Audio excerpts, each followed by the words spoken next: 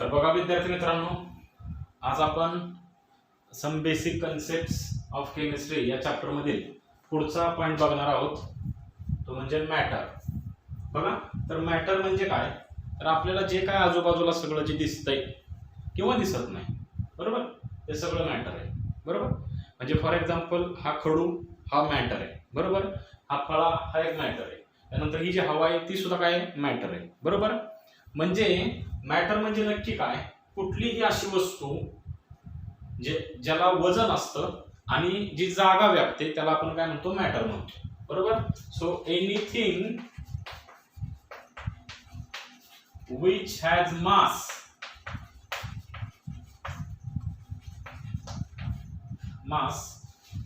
and occupying space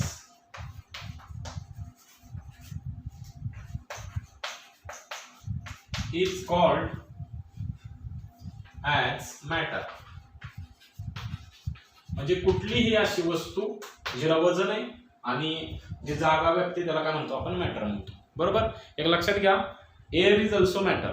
हवा ही सुद्धा काय मॅटर आहे, कारण हवेला वजन असतं. तुम्ही 8वी 9वी मध्ये किंवा त्याच्याही अगोदर मला नक्की सांगता येणार नाही की तुम्हाला एक एक्सपेरिमेंट केला असेल बघा, की आपण एक तराजू घेतलेला, वेइंग बॅलन्स घेतलेला, एका बाजूला हवा भरलेला फुगा ठेवला, दुसऱ्या बाजूला हवा नसलेला फुगा ठेवला, तर ज्याच्यामध्ये हवा भरलेली त्याचं वजन जास्त भरलं. याचा अर्थ एअर ऑल्सो हॅज मास. बरोबर, आणि एअरला सुद्धा काय लागते, जागा लागते. म्हणजे ही जी हवा आहे किंवा ज्याला आपण गॅस म्हणतो त्याला सुद्धा जागा लागते, ती जागा व्यापते, म्हणून त्याला आपण काय म्हणतो, मॅटर म्हणतो. बरोबर, आता त्या मॅटरचं आपल्याला क्लासिफिकेशन बघायचं आहे. बघा, मॅटर याचं आपल्याला काय बघायचं आहे, क्लासिफिकेशन. मॅटरचे किती प्रकार पडतात, तर सगळ्यात अगोदर एक लक्षात घ्या, मॅटरचं क्लासिफिकेशन आपण दोन प्रकारे मेन करू शकतो. एक तर physical classification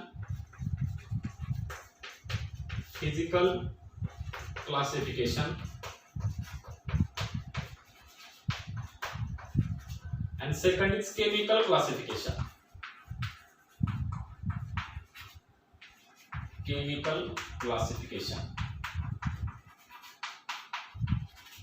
What is physical classification? Physical classification is based on their state म्हणजे मॅटरच्या अवस्थेवरून, म्हणजे त्याच्या स्टेटवरून आपण त्याचं क्लासिफिकेशन कसं करू शकतो. बघा, सॉलिड्स, लिक्विड्स अँड गॅसेस. बघा, असं आपण त्याचं क्लासिफिकेशन करू शकतो. त्यानंतर पण हे जे क्लासिफिकेशन आहे, सॉलिड्स, लिक्विड्स, गॅसेस, याचा आपल्याला अभ्यास स्टेट्स ऑफ मॅटर मध्ये करायचा आहे. आपल्याला पुढे एक चॅप्टर आहे त्याचं नाव आहे स्टेट्स ऑफ मॅटर, त्याच्यामध्ये सॉलिड्स, लिक्विड्स, गॅसेस करायचं आहे. त्याच्यामध्ये लिक्विड्स आणि गॅसेसचा आपल्याला अभ्यास करायचा आहे 11th स्टँडर्ड मध्ये, आणि सॉलिड्सचा अभ्यास आपल्याला 12th स्टँडर्ड मध्ये करायचा आहे. बरोबर, मग हे आपण नंतर बघू. आपण आता केमिकल क्लासिफिकेशन कडे येऊयात, की आतमधला जो मॅटर आहे तो मॅटर कुठल्या प्रकारचा आहे, या कुठल्या प्रकारचे केमिकल सबस्टन्सेस त्याच्यामध्ये आहेत, याच्या बेसवरती जे क्लासिफिकेशन केलं जातं याला आपण केमिकल क्लासिफिकेशन म्हणतो. बघा, मग मी केमिकल क्लासिफिकेशन थोडस डिटेल मध्ये घेतो. केमिकल क्लासिफिकेशन मध्ये दोन प्रकार पडतात बघा मॅटरचे. एक तर प्युअर सबस्टन्सेस, एक तर मिक्सचर्स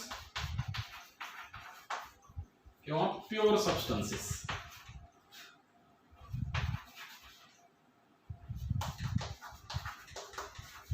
बघा, मिक्सचर्स किंवा प्युअर सबस्टन्सेस सिंपल आहे.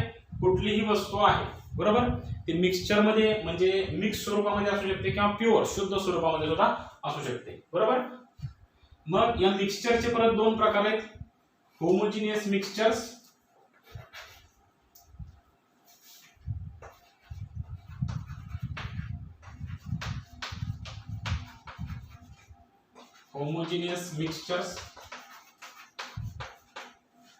आणि दुसरा प्रकार आहे हेटेरोजिनियस मिक्सचर्स.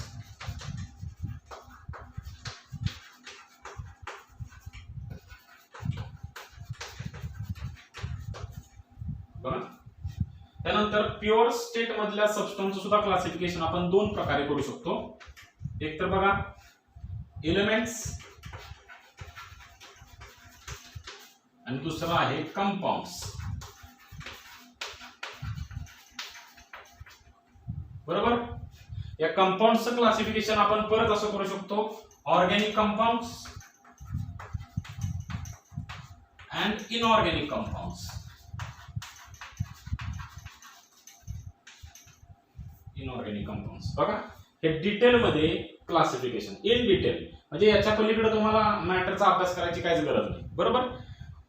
बघा मग आपण हे फिजिकल क्लासिफिकेशन झालं समजलं तुम्हाला, तर मी थोडंसं हे पुसून टाकतो, कारण हे आपल्याला आता काय अभ्यास करायचं नाही, हे आपण पुढच्या चॅप्टर मध्ये अभ्यास करायचा आहे. आपण केमिकल क्लासिफिकेशन बघूयात. मॅटर्स बघा लक्षात घ्या की केमिकल क्लासिफिकेशन्स मध्ये मी तुम्हाला सांगितलं मॅटर जो आहे तो मिक्स्ड स्वरूपामध्ये असू शकतो, मिक्सचरच्या स्वरूपामध्ये असू शकतो किंवा प्युअर स्टेट मध्ये सुद्धा असू शकतो. बरोबर. बघा आता मिक्सचर्स म्हणजे काय, व्हॉट आर द मिक्सचर्स. इथं थोडीशी जागा मोकळी करतो. मिक्सचर मिक्सचर म्हणजे simple combination of two or more different substances. It is combination of two or, आपण एक काम करूया, तुम्ही हे सर्व स्क्रीनशॉट मारून हे लिहून घ्या, म्हणजे मला थोडंसं फळ्यावरती एक्सप्लेन करायला जागा सापडेल. बरोबर. बघा हे लिहून घ्या. मिक्सचर्स आपण बघणार, त्याच्यानंतर होमोजेनियस आणि हेटेरोजेनियस, आहे की नाही. नंतर प्युअर स्टेट मध्ये हे सगळं क्लासिफिकेशन आपण बघूया. हे स्क्रीनशॉट काढा किंवा लिहून घ्या. बघा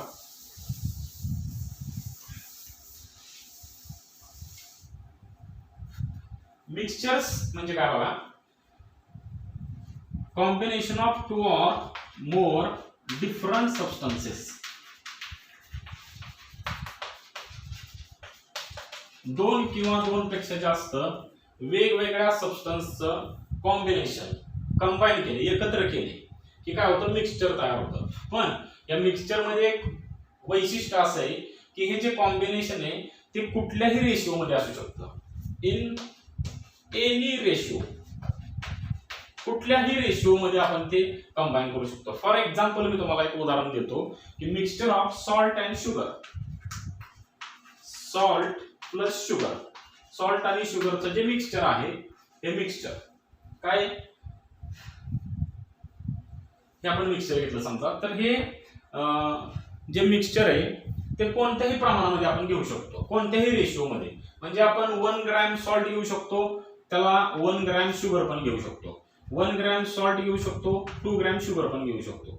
समजा सॉल्ट 2 ग्रॅम घेऊ शकतो, शुगर 1 ग्रॅम घेऊ शकतो, किंवा बाबा सॉल्ट 2 ग्रॅम घेतला, शुगर 3 ग्रॅम घेतला. असं कुठल्याही डिफरंट वेगवेगळ्या रेशिओ मध्ये आपण काय घेऊ शकतो, याचा कॉम्बिनेशन घेऊ शकतो. हे मिक्सचरचं वैशिष्ट्य आहे. बघा म्हणजे मिक्सचर आणि प्युअर स्टेट मधला सगळ्यात महत्त्वाचा फरक काय, तर मिक्सचर मध्ये वेगवेगळे सबस्टन्सेस असतात कुठल्याही रेशिओ मध्ये, पण प्युअर स्टेट मध्ये असं नसतं. प्युअर स्टेट मध्ये जे कॉम्पोजिशन आहे त्याच्यामध्ये असलेल्या कन्स्टिट्यूएंट पार्टिकल्सचं, म्हणजे प्युअर स्टेट मधला सबस्टन्स ज्याने बनलेला आहे त्याचं कॉम्पोजिशन फिक्स असतं, ते कधीही बदलत नाही. बरोबर.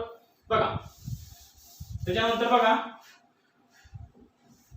अजून एक एक्झाम्पल देतो मी, ग्लुकोज प्लस सॉल्ट किंवा ग्लुकोज प्लस सॉल्ट घेतो मी.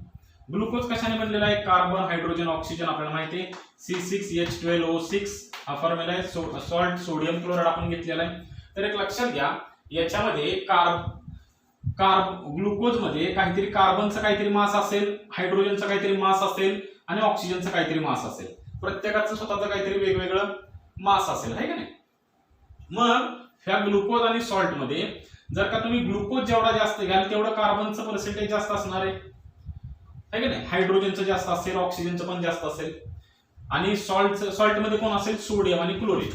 तुम्ही सॉल्ट कमी केला की सोडियम आणि क्लोरीनचं सुद्धा कॉम्पोजिशन काय होणार आहे, कमी होणार आहे, त्याचं प्रमाण कमी होणार आहे. बरोबर. समजा ग्लुकोज तुम्ही कमी केला तर कार्बन, हायड्रोजन, ऑक्सिजन कमी होणार, सोडियम क्लोरीन काय होणार, वाढणार. बरोबर. म्हणजे याचा अर्थ असा की वेगवेगळ्या रेशिओ मध्ये आपण याचं कॉम्बिनेशन करू शकतो आणि याच्यामधला जो रेशिओ आहे बघा, कॉम्पोजिशन जे आहे ते कॉम्पोजिशन कधीही फिक्स नसतं. बरोबर. So in mixtures composition of is not fixed. Composition is not fixed. बघा. मग हे झालं मिक्सचरचं. त्याच्या उलट मी तुम्हाला सांगतो, प्युअर स्टेट मधला समजा मी सबस्टन्स घेतला, पहिला मॅटरचा प्रकार कोणता, मिक्सचर, नंतर दुसरा कोणता आपण घेतो, प्युअर सबस्टन्सेस, आहे का नाही. तर प्युअर सबस्टन्सेस मध्ये समजा मी काय घेतला, प्युअर ग्लुकोज घेतला. बरोबर. ग्लुकोज कोणता घेतला, प्युअर स्टेट मध्ये. तर त्याच्यामध्ये जे कार्बनचं, हायड्रोजनचं आणि ऑक्सिजनचं जे पर्सेंटेज आहे ते बघा, कार्बन 40% आहे, 40%, ऑक्सिजन 53.3% आणि हायड्रोजन 6.7%. लक्षात आलं का. बघा, एवढ्या पर्सेंट मध्ये हे एलिमेंट्स आहेत प्युअर स्टेट मध्ये. बघा, हे पर्सेंटेज कधीही बदलणार नाही. तुम्ही ग्लुकोज कुठेही या, म्हणजे तुम्ही प्युअर जर का ग्लुकोज असेल मग तो कशापासूनही मिळवलेला असेल, म्हणजे फळांपासून मिळवलेला असेल, आपण लॅबोरेटरीमध्ये केमिकल रिॲक्शन करून तयार केलेला असेल, कुठलाही ग्लुकोज असेल, तो इंडियातला ग्लुकोज असेल, ऑस्ट्रेलियामधला असेल किंवा अजून साताऱ्यामधला असेल, सांगलीमधला, कोल्हापूरमध्ये कुठलाही असू देत. बरोबर. त्या ग्लुकोजमध्ये कार्बनचं पर्सेंटेज 40%, ऑक्सिजन 53.3%, हायड्रोजन 6.7% एवढंच असेल. ते कधीही बदलणार नाही. प्युअर स्टेटमध्ये असलेल्या प्युअर स्टेट मधले जे कॉम्पोजिशन आहे ते कसं असतं, फिक्स असतं. So in pure state composition is fixed.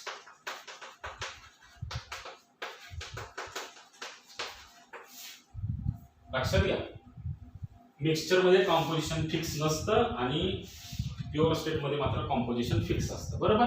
बरं, ठीक आहे, हे लक्षात आलं तुमच्या. आपण मिक्सचर डिटेल मध्ये बघूयात. मिक्सचरचे आपण दोन प्रकार बघितलेले. बघा, मिक्सचरचे दोन प्रकार बघितलेले. याच्यामधला पहिला प्रकार, त्याला मी ए नाव देतो, होमोजिनियस मिक्सचर्स. Homogeneous mixtures. बघा, मिक्सचर मध्ये ज्या दोन वेगवेगळ्या वस्तू मिक्स केलेल्या असतात त्यांना आपण कॉम्पोनंट्स असं म्हणतो. कॉम्पोनंट्स म्हणजे घटक. बघा, म्हणजे आपण भाजी करतो, भाजीमध्ये काय काय टाकतो, तर तेल टाकतो, मीठ टाकतो, हे त्याचे कॉम्पोनंट्स आहेत, घटक आहेत. बरोबर की नाही. भाजीचं सुद्धा उदाहरण मिक्सचर मध्येच येणार. लक्षात आलं का. बघा, तसंच होमोजिनियस मिक्सचर्स म्हणजे काय. बघा, आपण मिक्सचरचा पहिला प्रकार बघतोय, होमोजिनियस मिक्सचर्स. होमोजिनियस मिक्सचर मध्ये हे जे कॉम्पोनंट्स आहेत, जे घटक आहेत, कॉम्पोनंट्स आर कम्प्लिटली मिक्स्ड. बरोबर. कॉम्पोनंट्स हे कम्प्लिटली काय असतात, मिक्स झालेले असतात. And composition is uniform throughout.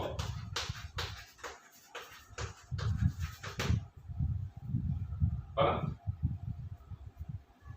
म्हणजे काय, होमोजिनियस मिक्सचर मध्ये जे कॉम्पोनंट्स आहेत, घटक आहेत, ते एकमेकांमध्ये पूर्णपणे मिक्स झालेले असतात. बरोबर. आणि जे कॉम्पोजिशन आहे ते युनिफॉर्म असतं, म्हणजे एकसारखं असतं.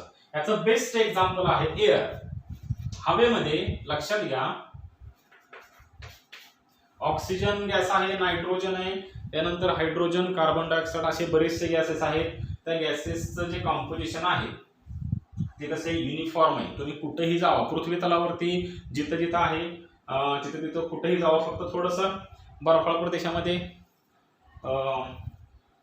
लिक्विफॅक्शन होतं, सम अमाऊंट ऑफ एअरचं, हवेचं थोडंसं लिक्विफॅक्शन झाल्यामुळे तिथं थोडंफार कमी होतं. पण जनरली हे जे एअरचं जे मिक्सचर आहे त्याच्यामध्ये एअरचं जे कॉम्पोजिशन आहे ते जवळपास सगळीकडे सारखं असतं. बरोबर. अशा पद्धतीच्या मिक्सचरला आपण काय म्हणतो, होमोजिनियस मिक्सचर. असं होतं का की आपल्या इथं ऑक्सिजन, फलटणमध्ये ऑक्सिजन जास्त आहे, त्याच्यानंतर तिकडं दुसरीकडे कुठंतरी उत्तर प्रदेशमध्ये गेलो तर तिथं कमी होतंय, असं नाही. जेवढं इथे आहे तेवढंच तिथे. बरोबर. म्हणजे composition is uniform throughout. Throughout म्हणजे सगळीकडं जिथं कॉम्पोजिशन काय असतं, फिक्स असतं, त्याला काय म्हणतो आपण, युनिफॉर्म असतं त्याला काय म्हणतो आपण होमोजिनियस मिक्सचर्स म्हणतो. बरोबर. याचं एक्झाम्पल काय एअर आहे. किंवा अजून एक एक्झाम्पल मी घेतो sugar plus water solution. Sugar plus water, साखर आपण पाण्यामध्ये टाकली तर शुगर सोल्युशन तयार होईल. हे पाणी आहे, यामध्ये आपण साखर टाकली, साखर डिझॉल्व्ह केली. तर लक्षात घ्या साखरेचं जे काय म्हणजे शुगरचं जे काय कॉन्सन्ट्रेशन बॉटमला असेल तेवढंच मिडलला असेल, तेवढंच टॉपला असेल, तेवढंच राईट, तेवढंच लेफ्ट, कुठेही घेतलं तरी साखरेचं जे प्रमाण आहे, जे कॉन्सन्ट्रेशन आहे है का नाही किंवा कॉम्पोजिशन आहे ते बदलणार नाही. असं होणार आहे का की वरती थोडीशी जास्त साखर साठली परत खालती थोडीशी कमी साठली, असं होणार नाही. बरोबर. याच्यामध्ये कॉम्पोनंट कसे झालेले आहेत, कम्प्लिटली मिक्स झालेले आहेत, पूर्णपणे मिक्स झालेले आहेत आणि कॉम्पोजिशन कसं आहे एकसारखं आहे. त्याला आपण म्हणतो होमोजिनियस मिक्सचर्स. दुसरा प्रकार पडतो बघा हेटेरोजिनियस मिक्सचर्स. हेटेरोजिनियस मिक्सचर्स याची कितीतरी एक्झाम्पल सांगता येतील हेटेरोजिनियस मिक्सचरची. For example salt and sugar हे जे एक्झाम्पल आहे हे हेटेरोजिनियस मिक्सचरचं एक्झाम्पल आहे. सॉल्ट प्लस शुगर म्हणजे याच्यामध्ये काय नसतं बघा कॉम्पोनंट्स, याच्यामध्ये उलट करा फक्त. याच्यामध्ये components are completely mixed. In heterogeneous mixtures components are not completely mixed. याच्यामध्ये कॉम्पोनंट कम्प्लिटली मिक्स झालेले नसतात. बरोबर. आणि याच्यामध्ये जे कॉम्पोजिशन आहे, composition is not uniform throughout. म्हणजे कॉम्पोजिशन जे आहे, समजा मी एखादी प्लेट घेतली आणि त्या प्लेटमध्ये शुगर आणि सॉल्ट घेतले. शुगर समजा हे सॉल्टचे पार्टिकल्स आहेत आणि हे शुगरचे पार्टिकल्स आहेत. Sugar is salt, sugar is salt आहे. बरोबर. असं पण होऊ शकतं का नाही की एका जागेवरती जास्त शुगर साठू शकते आणि सॉल्ट एका बाजूला पडू शकतं, असंही होऊ शकतं आहे का नाही. किंवा शुगर युरियाचं सोल्युशन मिक्सचर घेतलं बरोबर, तर एका बाजूला शुगर पडू शकते, दुसऱ्या बाजूला सॉल्ट पडू शकतो. बरोबर. म्हणजे काय सगळीकडेच काही एकसारखं आहे का, हे मिक्सचर युनिफॉर्म आहे का नाही. बरोबर. आणि पार्टिकल्स कम्प्लिटली याच्यासाठी मिक्स झालेले आहेत का, शुगर सोल्युशन सारखे नाही झालेले. अशा पद्धतीच्या मिक्सचरला आपण हेटेरोजिनियस मिक्सचर्स म्हणतो. आता एक लक्षात ठेवा की हे जे मिक्सचर्स आहेत मिक्सचर्स होमोजिनियस असू देत किंवा हेटेरोजिनियस मिक्सचर्स असू देत, यांना सेपरेट कसं करता येतं बघा. तर यांना सेपरेट हे जे मिक्सचर्स आहेत बघा नीट लक्ष द्या. मी काय फक्त होमोजिनियस किंवा हेटेरोजिनियस मिक्सचरच्या बाबतीमध्ये सांगतोय असं नाही. टोटल मिक्सचर कुठलंही असू दे, दोन्ही प्रकारचं मिक्सचर जरी असलं तरी सुद्धा यांचे जे कॉम्पोनंट्स आहेत, यांचे जे घटक आहेत मिक्स झालेले, ते आपण वेगळे कसे करू शकतो, कसे सेपरेट करू शकतो. By the components can be components of mixture can be separated by simple physical methods. Physical methods नी किंवा physical processes. Physical process नी काय होतो, जे आपल्याला त्यांचे कॉम्पोनंट सेपरेट करता येतात. या मिक्सचरचे कॉम्पोनंट कशाने सेपरेट करता येतात, फिजिकल प्रोसेसनी करता येतात, सिंपल फिजिकल प्रोसेसनी करता येतात, हे लक्षात ठेवा. बरोबर. पण जे प्युअर स्टेट मधले सबस्टन्स आहे, जो दुसरा प्रकार आपल्याला अजून शिकायचा आहे, त्या प्युअर स्टेट मधल्या सबस्टन्सचे कॉम्पोनंट सिंपल फिजिकल प्रोसेसनी सेपरेट करता येत नाहीत. त्याच्यासाठी आपल्याला केमिकल प्रोसेस करावी लागते, हे लक्षात ठेवा. बरोबर. मग याच्यामधले जे कॉम्पोनंट्स आहेत, components of mixture can be separated by simple physical processes. Physical processes म्हणजे नक्की कुठल्या प्रोसेस की ज्याच्यामध्ये मॅटरची आयडेंटिटी चेंज होत नाही, अशी प्रोसेस जी प्रोसेस केल्यावर मॅटरचा गुणधर्म बदलत नाही. दोन मिक्सचर मध्ये असताना त्यांचे जे गुणधर्म होते तेच गुणधर्म सेपरेट केल्यावरती सुद्धा होते. बरोबर. बघा बरं, त्या फिजिकल प्रोसेस म्हणजे कोणत्या, simple hand picking. Hand picking म्हणजे आपण घरी धान्य निवडतो. It is also example of hand picking. The salt and sugar mixture of this salt and sugar can also be separated by hand picking method. Then crystallization च्या प्रोसेसने आपण separate करू शकतो. Filtration,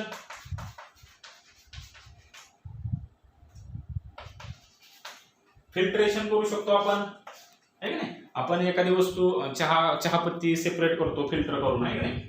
ही simple physical process आहे. बघा त्यानंतर crystallisation म्हणजे काय, तर समजा एक लक्षात घ्या, क्रिस्टलायझेशन तुम्हाला कदाचित झालेलं नसेल. हँड पिकिंग झालं, फिल्ट्रेशन झालं. क्रिस्टलायझेशन म्हणजे समजा एखाद्या सॉल्व्हंट मध्ये दोन वेगवेगळे कंपोनंट सोल्युबल झालेले आहेत, तर सोल्युबल झाले असले तर आपण त्यांना काय करतो, क्रिस्टलायझेशन प्रोसेसने सेपरेट करतो. म्हणजे ते जे सोल्युशन आहे ते कूल करतो, थंड करतो. मग जो जास्त सोल्युबल आहे तो डिझॉल्व्ह होतो आणि जो कमी सोल्युबल आहे तो क्रिस्टलाइज होतो. क्रिस्टलाइज झाला की त्याला आपण सेपरेट करतो, फिल्ट्रेशन करतो, त्याला आपण क्रिस्टलायझेशन म्हणतो. समजतंय का? बघा आता अजून डिस्टिलेशन करू शकतो. बघा अजून कोणत्या प्रोसेसने करू शकतो, डिस्टिलेशन. डिस्टिलेशनचं मी एक बेस्ट एक्झाम्पल सांगतो. साखर कारखान्यामध्ये डिस्टिलरी असते.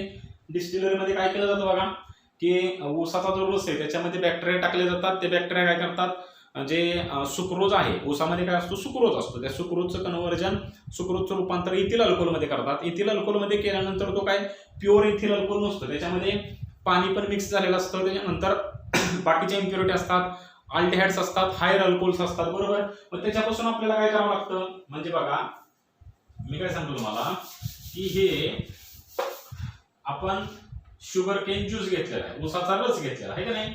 याच्यामध्ये बॅक्टेरिया टाकले, बॅक्टेरिया टाकल्यानंतर ना बॅक्टेरियाने त्याची केमिकल रिएक्शन केली, अल्कोहोल तयार केलं.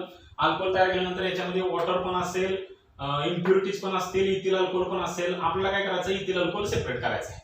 मग याला जर आपण हिटिंग केलं तर इथिल अल्कोहोल व्हेपराइज होतो. कारण इथिल अल्कोहोलचा बॉइलिंग पॉईंट कमी असल्यामुळं तो कमी तापमानालाच काय होतो, त्याची वेपर होते.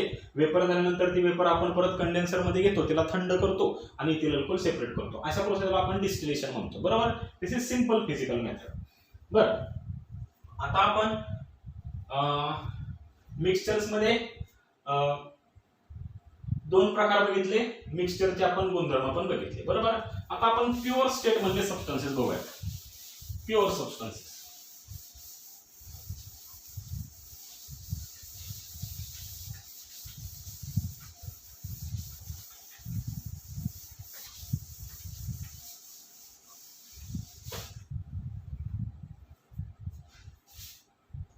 दुसरा प्रकार कोणता आहे, pure substances.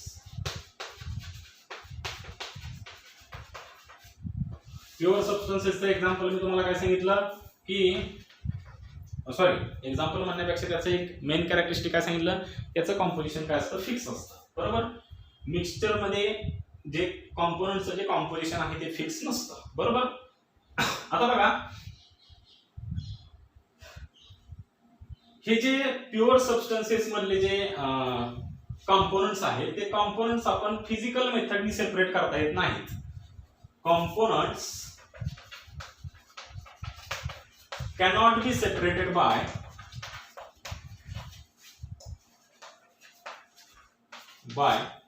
simple physical methods.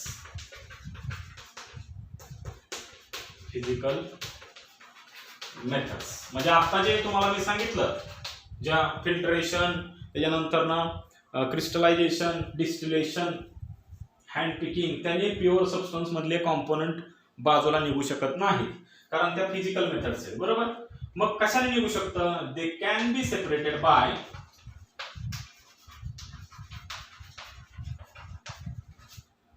Simple chemical methods. Chemical methods म्हणा किंवा प्रोसेस म्हणा, काय फरक पडत नाही, बरोबर. आता बघा मग प्युअर सबस्टन्सेस मध्ये आपण दोन प्रकार बघूयात. सगळ्यात पहिला प्रकार बघितलेला एलिमेंट्स आणि दुसरा कंपाऊंड्स. बघा एलिमेंट्स म्हणजे काय, एलिमेंट्स आर मेड अप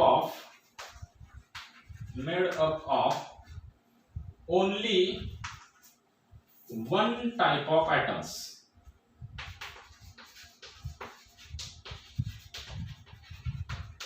बघा एकाच प्रकारच्या ऍटम्स पासून एलिमेंट्स बनतात, हे लक्षात ठेवा. फॉर एक्झाम्पल बघा सिल्वर, सिल्वर घ्या बघा, किंवा गोल्ड.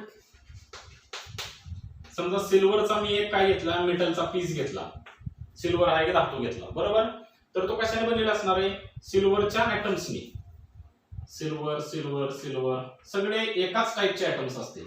हे तर मध्येच कुठेतरी ऑक्सिजन येणार आहे का, नाही येणार, असं होणार नाही, बरोबर. जर का दुसरा कुठला तरी सबस्टन्स आला, दुसऱ्या वेगळ्या टाईपचा आयटम आला की तो कंपाऊंड तयार झाला. समजतंय का. सो दुसरा प्रकार कोणता, कंपाऊंड. कंपाऊंड्स, कंपाऊंड्स म्हणजे काय, they are made up of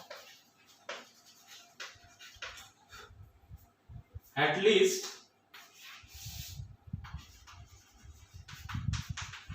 2 or more different types of atoms. Different types of atoms. Compounds हे दोन किंवा दोन पेक्षा जास्त वेगवेगळ्या प्रकारच्या ऍटम्सनी बनलेले असतात, हे लक्षात घ्या. एकसारखेच ऍटम्स एकत्र आले की काय तयार होतो, एलिमेंट्स. दोन वेगवेगळे किंवा दोन पेक्षा जास्त वेगवेगळे ऍटम्स एकत्र आले तयार होतो कंपाऊंड्स. बघा बर, म्हणजे सिल्वरचा हा जर मी मेटल पीस घेतला, याला मी इलेमेंट असं म्हणतो, बरोबर की नाही. आणि हा इलेमेंट कशाने बनलेला आहे, छोट्या छोट्या ऍटम्स. अजून एक लक्षात घ्या की एलिमेंट हा मॉलिक्युल्सनी सुद्धा बनलेला असू शकतो, बरोबर. एलिमेंट्स हा काय फक्त ऍटम्सनी बनतो का, तर नाही. Elements also contain molecules. Element हा मॉलिक्युल्सनी सुद्धा बनलेला असू शकतो. फक्त लक्षात घ्या, ह्या मॉलिक्युल्स, हे जे मॉलिक्युल्स आहेत ते मॉलिक्युल्स कशाने बनलेले असतात, तर they are made up of only one types of atoms. हा मात्र फरक तुम्ही लक्षात घ्या. बघा एलिमेंट्स कशाने बनलेले असू शकतात, ऍटम्सनी बनलेले असू शकतात. ऍटम्स कसे पाहिजेत, एकसारख्याच टाईपचे ऍटम्स पाहिजेत, वेगवेगळे नको. जर तुम्ही सिल्वर घेत असाल तर सगळे सिल्वरच पाहिजेत, गोल्ड घेत असाल सगळे गोल्डच पाहिजे, सोडियम घेत असाल सगळे सोडियम पाहिजेत, कॉपर घेत असाल सगळे कॉपर पाहिजेत, बरोबर. त्याच्यानंतर एलिमेंट्स हे मॉलिक्युल्सने सुद्धा बनलेले असू शकतात, पण ते मॉलिक्युल्स कसे पाहिजेत, याच्यामध्ये फक्त एकाच टाईपचे ऍटम्स पाहिजेत. म्हणजे फॉर एक्झाम्पल बघा, मॉलिक्युल्स म्हणजे तुम्हाला माहिती आहे, मॉलिक्युल बनण्यासाठी कमीत कमी 2 ऍटम लागतात. 2, 3, 4, 5 त्याच्यापेक्षा जास्त असू शकतात, बरोबर. पण हे मॉलिक्युल्स कोणते पाहिजेत, फॉर एक्झाम्पल O2, त्यानंतर ना Cl2, H2, P4, S8, O3. These all molecules are made up of only one types of atoms. O2 molecule is made from 2 atoms of oxygen. बरोबर, 2 atoms आहेत, कोणाचे, ऑक्सिजनचेच आहेत, बरोबर. याच्या बरोबर दुसरा कोणाला आहे का, हायड्रोजन नाही आला. समजतंय. Cl2 क्लोरीन मॉलिक्यूल तयार झालाय, 2 क्लोरीनच्याच ऍटम्स पासून तयार झालेत, एकसारखे ऍटम्स आहेत, बरोबर. हायड्रोजन H2 2 एकसारखेच आहेत ऍटम्स. P4 4 फॉस्फरसचे ऍटम आहेत, इथं हायड्रोजन पण बघा 2 हायड्रोजनचे ऍटम. S8 8 ऍटम्स आहेत, फक्त सल्फरचेच 8 ऍटम्स आहेत, सल्फरच्या व्यतिरिक्त दुसरा कुठला नाही. O3 ओझोन 3 ऑक्सिजनचेच ऍटम्स आहेत, बरोबर नाही. हे सगळे काय आहेत लक्षात घ्या, एलिमेंटल स्टेट मध्ये आहेत किंवा यांना आपण एलिमेंट्स असं म्हणतो, बरोबर. आता पुढे बघा, आणि हे जे मॉलिक्युल्स आहेत, समजा ऑक्सिजन हा, ऑक्सिजनचे नंबर ऑफ मॉलिक्युल्स, ऑक्सिजनचे बरेचसे मॉलिक्युल्स एकत्र आले की त्याला काय म्हणू आपण, ऑक्सिजन एलिमेंट. क्लोरीनचे बरेचसे ऍटम्स एकत्र आले काय, त्याला आपण म्हणू क्लोरीन एलिमेंट्स. आता बघा पुढं की कंपाऊंड्स. कंपाऊंड्स म्हणजे आपण त्याला मी काय सांगितलं तुम्हाला, they are made up of at least 2 or more different types of atoms. याच्यामध्ये कमीत कमी 2 वेगवेगळ्या प्रकारचे ऍटम्स असले पाहिजेत. बघा हायड्रोजन हा एलिमेंट आहे, क्लोरीन हा एलिमेंट आहे, पण एक हायड्रोजन आणि एक क्लोरीन मिळून जो तयार होतो हायड्रोजन क्लोराइड, हा मात्र काय कंपाऊंड आहे. तुमच्या लक्षात येते का. बघा एकसारखे ऍटम्स एकत्र आले तयार झाला एलिमेंट, 2 वेगवेगळे किंवा 2 पेक्षा जास्त वेगवेगळे ऍटम्स एकत्र आले तयार झाला compound. H2O is also compound water, कारण याच्यामध्ये हायड्रोजन आणि ऑक्सिजन 2 वेगवेगळ्या प्रकारचे ऍटम्स येत आहेत. H2SO4 is also compound. Ammonia NH3 याच्यामध्ये नायट्रोजन आणि हायड्रोजन दोन वेगवेगळ्या प्रकारचे ॲटम्स येत आहेत, कंपाऊंड आहे. H2SO4 मध्ये हायड्रोजन, सल्फर, ऑक्सिजन तीन वेगवेगळ्या प्रकारचे ॲटम्स येत आहेत, कंपाऊंड आहे. त्याच्यानंतर ना मिथेन CH4 इथं एक कार्बन आणि चार हायड्रोजन आहेत. कार्बन आणि हायड्रोजन दोन वेगवेगळ्या प्रकारचे ॲटम्स येत आहेत, कार्बन आणि हायड्रोजन, बरोबर. म्हणून त्यांना आपण काय म्हणूयात, कंपाऊंड म्हणूयात, बरोबर. आता बघा हे जे आहेत एलिमेंटचं एक महत्त्वाचं वैशिष्ट्य काय बघा की ते elements cannot be broken down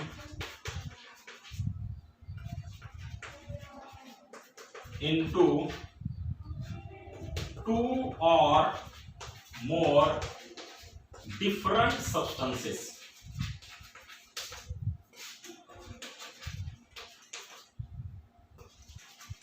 कळतंय का बघा,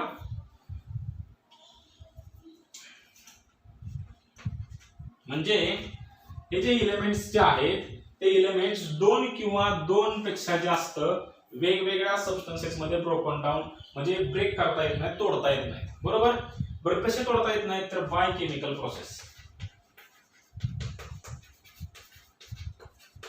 केमिकल प्रोसेस करून, लक्षात घ्या मी तुम्हाला सुरुवातीला सांगितलं की हे जे प्युअर सबस्टन्स आहे, प्युअर सबस्टन्स मध्ये एलिमेंट पण येतो आणि कंपाऊंड पण येतो, त्यांना आपण सेपरेट करू शकतो केमिकल प्रोसेसनी. पण एलिमेंट मध्ये दोन वेगवेगळ्या सबस्टन्सेस मध्ये ब्रेक करता येत नाही. म्हणजे यांना बघा एलिमेंट पण ब्रेक होतो, कंपाऊंड पण ब्रेक होतो, समजतंय का, केमिकल प्रोसेसनी. पण ज्यावेळी आपण ब्रेक करतो एलिमेंटला त्यावेळी त्याच्यापासून दोन किंवा दोन पेक्षा जास्त वेगवेगळे सबस्टन्स तयार होत नाहीत. कारण का बघा, फॉर एक्झाम्पल मी क्लोरीनला ब्रेक करायला गेलो, क्लोरीनला आपण कसा ब्रेक करू शकतो, Cl2 हा जो गॅस आहे त्याला आपण ultra violet light UV light म्हणजे जास्त पॉवरची लाईट, बरोबर, ज्याची काय फ्रिक्वेन्सी जास्त आहे, बरोबर, इंटेन्सिटी तीव्रता ज्याची असते. म्हणजे जे सूर्यापासून येणारी जी लाईट आहे ती UV लाईट असते आणि ओझोनच्या लेअर मधून ती फिल्टर होऊन जमिनीवरती येते. म्हणजे ते ओझोनचा जो थर आहे त्या थराच्या वरची जी लाईट आहे त्याला आपण UV लाईट म्हणतो. ही रिॲक्शन करायला आपण त्या थराच्या वरती जायचं का, ढगामध्ये जायचं का, तर नाही जायचं. आपण लॅबोरेटरीमध्ये ही रिॲक्शन ही लाईट आपण तयार करू शकतो, बरोबर. केलं त्या Cl2 ची रिॲक्शन किंवा Cl2 वरती UV लाईट आपण काय केली, फोकस केली, तर काय होईल बघा, या क्लोरीनचे जे Cl2 जो मॉलिक्यूल आहे, Cl2 मॉलिक्यूल तो ब्रेक होईल, त्यापासून क्लोरीनचे दोन ॲटम्स बाजूला होतील, क्लोरीन प्लस क्लोरीन, समजतंय बघा. याच्यावरती एक सिंगल इलेक्ट्रॉन येईल, याच्यावरती एक सिंगल इलेक्ट्रॉन येईल. क्लोरीन मध्ये जो बॉन्ड आहे तो बॉन्ड ब्रेक झाल्यानंतर प्रत्येक क्लोरीन ॲटम आपला इलेक्ट्रॉन काढून घेईल आणि असे तयार होतील. बघा याच्यामध्ये क्लोरीन हा जो एलिमेंट आहे तो ब्रेक झाला, पण ब्रेक झाल्यानंतर त्याच्यापासून जे दोन सबस्टन्सेस तयार झाले ते एकसारखेच आहेत, वेगवेगळे आहेत का नाही. म्हणून आपण काय म्हटलंय, दे cannot be broken down into two or more different substances. त्याच्यापासून दोन किंवा दोन पेक्षा जास्त वेगवेगळे सबस्टन्स तयार होत नाहीत, कारण एकसारखे सबस्टन्स तयार होतात, बरोबर. But in case of compounds they can be broken down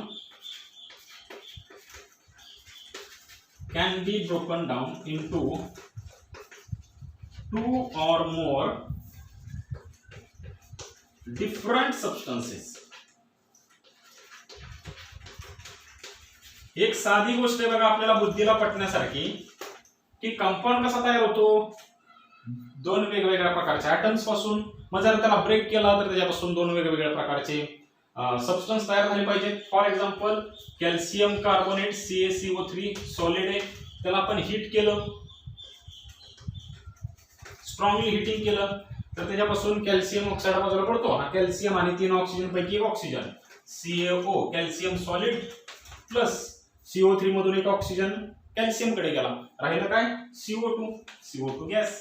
म्हणजे मला सांगा या सबस्टन्सला आपण ब्रेक केलं, त्याला तोडलं, तर तोडल्यानंतर काय तयार झालं बघा, कॅल्शियम ऑक्साईड तयार झाला आणि कार्बन डायऑक्साईड तयार झाला. याचा अर्थ काय, हा जो तुमचा कंपाऊंड आहे या कंपाऊंडला आपण काय करू शकतो, it can be broken down into two or more different substances. हे लक्षात ठेवा, बरोबर.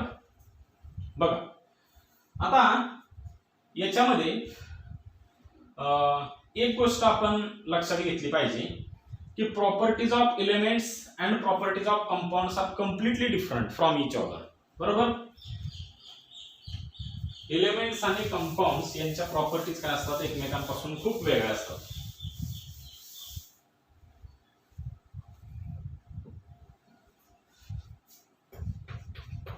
प्रॉपर्टीज ऑफ एलिमेंट्स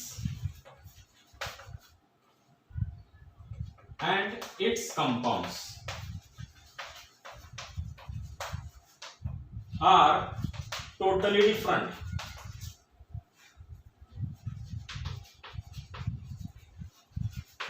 म्हणजे तुम्हाला मी व्हेरी सिंपल एक्झाम्पल घेतो, खूप साधा एक्झाम्पल. हायड्रोजन H2 हा काय एलिमेंट आहे गॅसियस स्टेट मध्ये, बरोबर, प्लस ऑक्सिजन O2 गॅसियस म्हणजे कुठल्याही स्टेट मध्ये घेतला तरी तो एलिमेंटच आहे, कारण तो एकाच टाइपच्या ॲटम्सनी बनलेला आहे. हा सुद्धा एलिमेंट आहे. दोन एलिमेंट आहेत, याला मी 1/2 घेतो, बरोबर. 2 हायड्रोजन आणि 1/2 ऑफ O2 म्हणजे एक ऑक्सिजनचा ॲटम असं आपण समजू. तर H2O गॅस असा तयार झाला. गॅसियस स्टेट मध्ये H2O तयार होतो, नंतर थंड केल्यावर लिक्विड होतो, बरोबर. बघा हे दोन एलिमेंट आहेत, बरोबर. इकडे 1/2 केलं म्हणून काय घाबरू नका, इकडे काही असू देत, याचा अर्थ बदलला नाही पाहिजे. हा एलिमेंट आहे, हा एलिमेंट आहे आणि याच्यापासून काय तयार झालाय, कंपाऊंड तयार झालाय. नीट लक्ष द्या, परत एकदा ऐका. हा एलिमेंट आहे, हा पण एलिमेंट आहे आणि त्याच्यापासून कंबाईन झाल्यानंतर तयार काय झालाय, कंपाऊंड तयार झालाय, कारण याच्यामध्ये दोन वेगवेगळ्या प्रकारचे ॲटम्स आहेत, हायड्रोजन आणि ऑक्सिजन, बरोबर.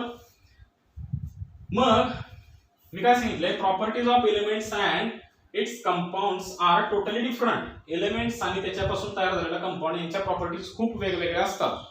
म्हणजे हायड्रोजन हा जो गॅस आहे, बरोबर, it is highly combustible, highly flammable gas, बरोबर. त्याचा फ्लॅश पॉइंट अतिशय कमी असतो. तो लगेच काय करतो, त्याच्यापासून म्हणजे आग पकडतो, बरोबर, म्हणजे तो लगेच पेटतो, बरोबर, ज्वलनशील आहे. त्यानंतर ऑक्सिजन जो आहे, ऑक्सिजन हा ज्वलनासाठी मदत करतो. आपण 5वी पासून शिकत आलोय, मेणबत्तीचा प्रयोग आपण केलेला आहे. ऑक्सिजन नसेल तर कंबशन होत नाही, ज्वलन होत नाही, बरोबर. So hydrogen is combustible gas, oxygen helps for combustion, but when hydrogen and oxygen combines to form water, it acts as fire extinguisher. Fire extinguisher म्हणजे आग विझवण्यासाठी पाण्याचा वापर करतो आपण, बरोबर. हा ज्वलनशील गॅस आहे, हा ज्वलनासाठी मदत करणारा गॅस आहे, पण हे दोघं कंबाईन झाले की याच्यापासून जे तयार होतं त्याचा आपण आग विझवण्यासाठी वापर होतो. म्हणजे किती कॉन्ट्रास्ट एकमेकांचे गुणधर्म आहेत, लक्षात घ्या. म्हणजे एक लक्षात आपल्या असलं पाहिजे की एलिमेंट आणि कंपाऊंड यांचे गुणधर्म पूर्णपणे वेगळे असतात, कंबाईन व्हायच्या अगोदर, कंबाईन व्हायच्या नंतर ना. समजतंय का? म्हणजे आपण असं म्हणू शकतो की बाबा याच्यामध्ये पाण्यामध्ये ऑक्सिजन आहे म्हणून तो काय बाबा ज्वलनासाठी मदत करतो असं नाही, किंवा हायड्रोजन आहे म्हणून तो कंबसिबल आहे असं नाही. समजते, प्रॉपर्टीज वेगवेगळ्या. आपण राहिलेला मुद्दा पुढच्या लेक्चरला बघूया.